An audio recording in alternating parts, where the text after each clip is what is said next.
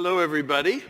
I'm very glad to be here. I have a distinguished set of colleagues. We're talking about whether educational institutions should take steps to encourage learners to do one thing or another thing, in this case, reduce their reliance. How many of you are currently students at an educational institution? Okay. Some, but a very small number, I would say under 10. Who in the room is under the age of 20? I would say that number is 0. So here we are at every conference I go to on education. There's no kids. There's no students. I'm looking at white hair, no hair, whatever. Our kids, and when I say kids, I'm talking all the way through university, are disrespected. They're underappreciated, and they're underestimated. We think we know what's better for them. I think that represents the sense of this motion, which is why I oppose it. We too often treat our kids, let me use a metaphor here, as if they were pets. Our kids are our pets. Hey, what do we say to them?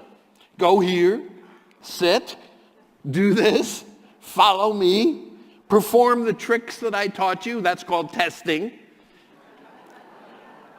Go to the bathroom when I tell you. Now, not then. Oh, okay. So that's really a tough thing. And the kids feel it incredibly when the adult generation, which is a very different generation, I call it the last pre-internet generation, tells them what to do. And it feels like this. I'll leave you with this image. This is what we lay on them.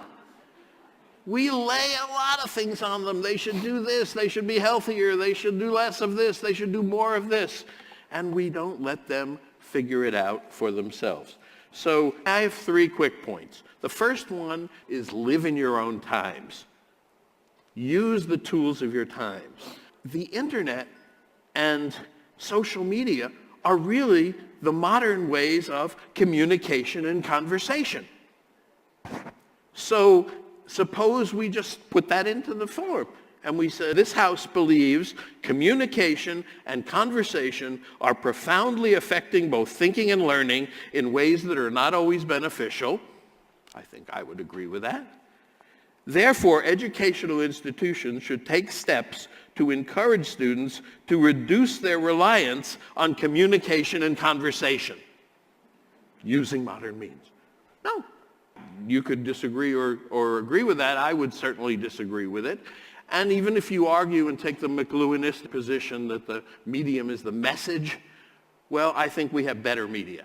We can do much, much more with the internet. We can do much, much more with social media in terms of modes of communication, in terms of ways, than we ever had before. We have so many more affordances. The second point is ways that are not beneficial.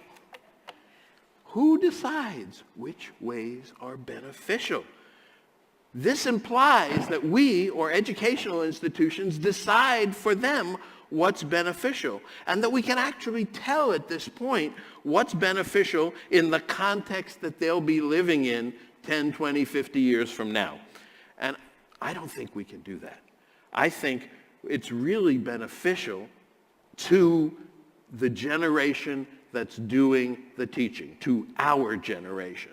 I think what we're saying is in ways that are not always beneficial to us, because we like face-to-face.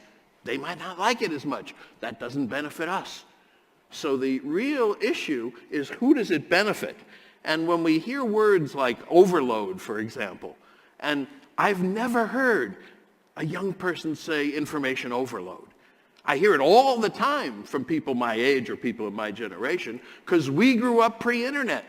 We didn't have that much information. Suddenly we got a lot of information. So we're overloaded, no question. Young people are not overloaded. They grew up handling this stuff. That doesn't mean they're not stressed.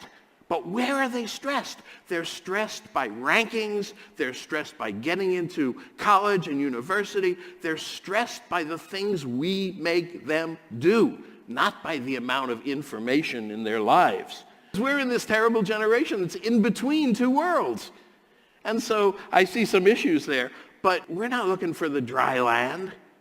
And that was a term that was in your book. We said, oh God, we need to learn to swim and we want to find dry land. They will find their own dry land. That's what they're doing. And so the third point here is, are we losing benefits? Are we losing something?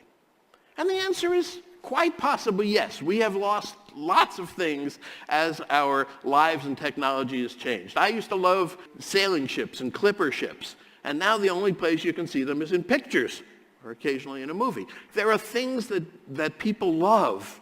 Paper books will be another example. I once saw a painting in a hotel of a shelf of paper books.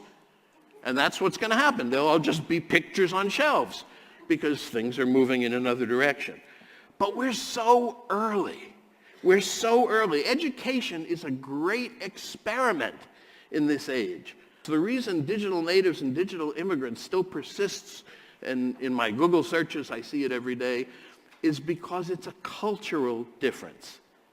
It's not a technological difference, it's a cultural difference. Look at all the things that are changing. Look at how the women who told the truth made the cover of the year on Time magazine. Look at how those attitudes are changing, or sexuals, or LGBT, or any of these things, or same-sex marriage. The whole world is changing its attitudes. It doesn't mean that people are intrinsically different, but it means that they are very, very behaviorally and culturally different. And so the people who love talking face-to-face in our generation, that may disappear. That may not be something that's as important. It's maybe important in some cases, but these kids are afforded so many more things that they can do.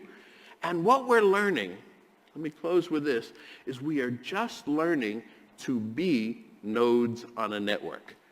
So when Facebook reaches billions of people, and whatever it's up to now, 2 billion or more, that means that each of us is a node on that network.